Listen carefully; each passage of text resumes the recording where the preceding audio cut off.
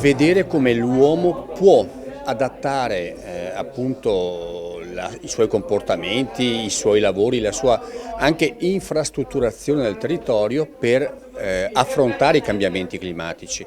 E Venezia penso che da secoli è l'esempio di quanto l'uomo può fare per appunto vivere magari in ambienti che prima erano inospitali e creare bellezze incredibili come la città di Venezia.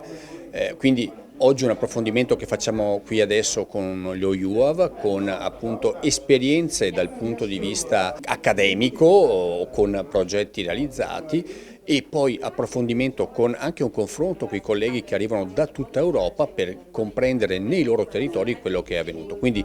per un paio di giorni Palazzo Farofini Venezia al centro dell'attenzione dell'Europa per vedere, guardare esempi positivi e di come le cose, ripeto, possono essere fatte anche nella tutela dell'ambiente, ma soprattutto salvaguardando prima di tutto l'uomo e la sua città. Sono il presidente della commissione NAT che si occupa di agricoltura, territorio, resilienza sotto molti aspetti e punti di vista.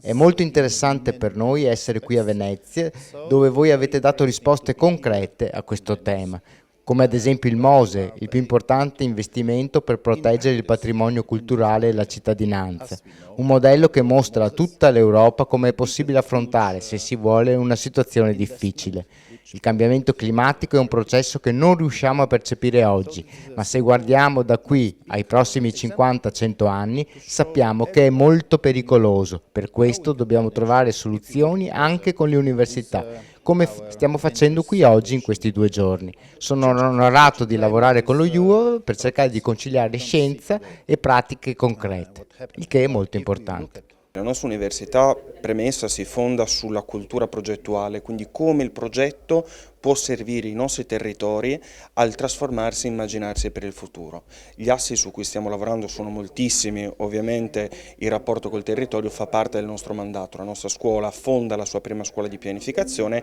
e si articola verso un'innovazione competitiva legata a come adattare i territori al cambiamento climatico, le nuove energie per il territorio, la gestione delle aree costiere, la gestione dello spazio marittimo. Questi alcuni dei temi su cui siamo più europei e più orientati a relazionarci anche con un contesto che ci chiama a essere allineati a quella che è la Commissione. Il mio ruolo nello specifico è legato ai processi di internazionalizzazione dell'università e alla costruzione di una fortissima relazione tra i percorsi di ricerca e di innovazione che UAV conduce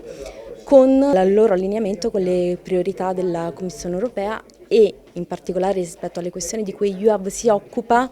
chiaramente l'allineamento con le priorità e gli obiettivi della Commissione NAT rimangono uno degli elementi centrali che oggi presentiamo qui. In sintesi, quali sono gli obiettivi? Gli obiettivi sono legati al rispondere alle sfide poste dal cambiamento climatico e ai processi di adattamento e di resilienza dei territori, delle città e delle comunità che li abitano. L'università, essendo luogo di ricerca e di sperimentazione, soprattutto Università di Venezia che lavora da sempre con i temi dello sviluppo regionale, del rapporto con le risorse scarse, col territorio, con la tutela e gestione dell'ambiente, può condividere una serie di sperimentazioni e ricerche che già nascono di per sé sviluppate in collaborazione per esempio con la Commissione europea in termini